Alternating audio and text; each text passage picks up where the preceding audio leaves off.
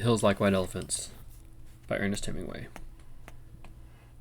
The hills across the valley of Ebro were long and white. On this side there was no shade and no trees, and the station was between two lines of rails in the sun. Close against the side of the station there was the warm shadow of the building, and a curtain made of string of bamboo beads hung across the open door into the bar to keep out the flies. The American and the girl with him sat at a table in the shade outside the building. It was very hot, and the express from Barcelona would come in 40 minutes. It stopped at this junction for 2 minutes and went on to Madrid. "What shall we drink?" the girl asked. She had taken off her hat and put it on the table. "It's pretty hot," the man said. "Let's drink beer." "Dos cervezas," the man said into the curtain. "Big ones?" a woman asked from the doorway. "Yes, 2 big ones." The woman brought 2 glasses of beer and 2 felt pads. She put the felt pads and the beer glasses on the table and looked at the man and the girl. The girl was looking off at the line of hills. They were white in the sun, and the country was brown and dry. "They look like white elephants," she said. "I've never seen one." The man drank his beer. "No, you wouldn't have." "I might have," the man said. "Just because you say I wouldn't have doesn't prove anything." The girl looked at the bead curtain. "They've painted something on it," she said. "What does it say?" "Anís del Toro. It's a drink." "Could we try it?" The man called. "Listen," to the curtain. The woman came out from the bar. "4 reales. We want 2 Anís del Toro. With water?" "Do you want it with water?" "I don't know," the girl said. "Is it good with water?" "It's all right." "You want them with water?" asked the woman. "Yes, with water." "It tastes like licorice," the girl said, and put the glasses down. "That's the way with everything." "Yes," said the girl. "Everything tastes of licorice, especially all the things you've waited especially all the things you've waited so long for, like absinthe." "Oh, cut it out." "You started it," said the girl. "I was being amused. I was having a fine time." "Well, let's try and have a fine time." "All right, I was trying." "I said the mountains looked like white elephants. Wasn't that bright?" "That was bright." "I wanted to try this new drink. That's all we do, isn't it? Look at things and try new drinks?" "I guess so." The girl looked across at the hills. "They're lovely hills," she said. "They don't really look like white elephants. I just mean the coloring of the skin through the trees." "Should we have another drink?" "All right." The warm wind blew the bead curtain against the table. "The beer's nice and cool," the man said. "It's lovely," the girl said. "It's really an awful simple operation, Jig," the man said. "It's not really an operation at all." The girl looked at the ground. The girl looked at the ground the table legs rested on. "I know you wouldn't mind it, Jig. It's really not anything. It's just to let the air in." The girl did not say anything.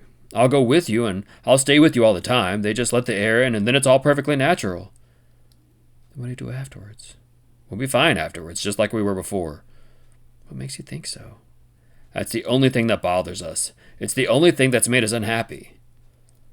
The girl looked at the bead curtain, put her hand out, and took hold of 2 of the strings of beads. "And you think then we'll all be all right and be happy?" "I know we will. You don't have to be afraid. I've known lots of people that have had it done." "So have I," said the girl. "And afterwards they were all so happy." "Well," the man said, "if you don't want to do it, you don't have to. I wouldn't have you do it if you didn't want to, but I know it's perfectly simple."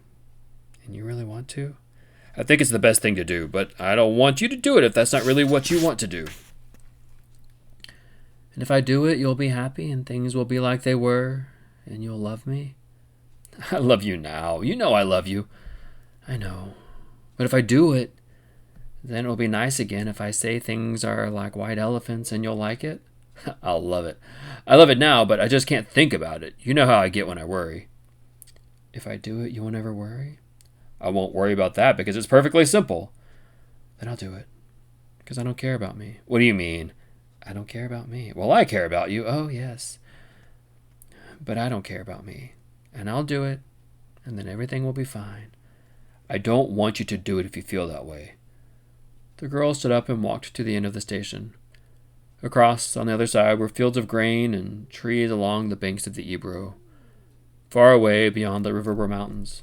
The shadows of a cloud moved across the field of grain, and she saw the river through the trees. "We could have all this," she said.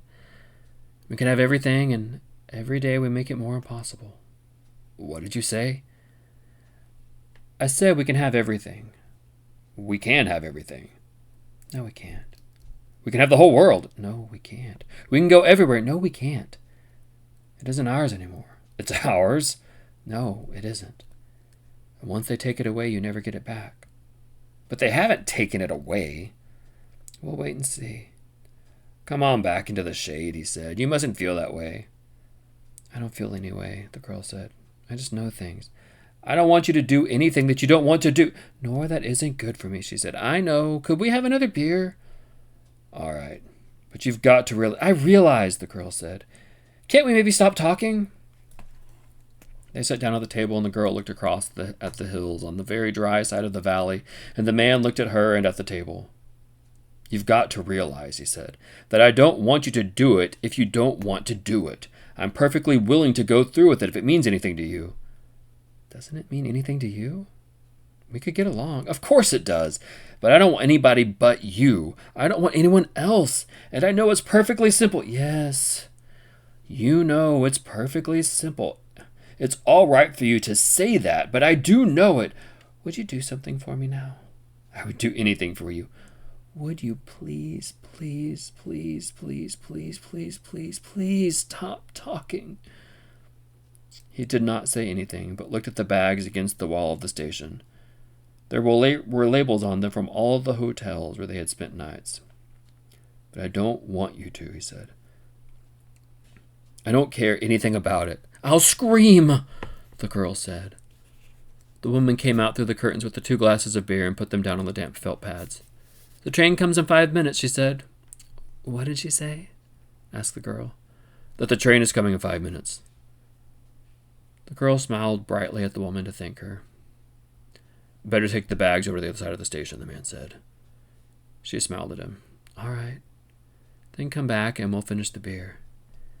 He picked up the 2 heavy bags and carried them around the station to the other tracks.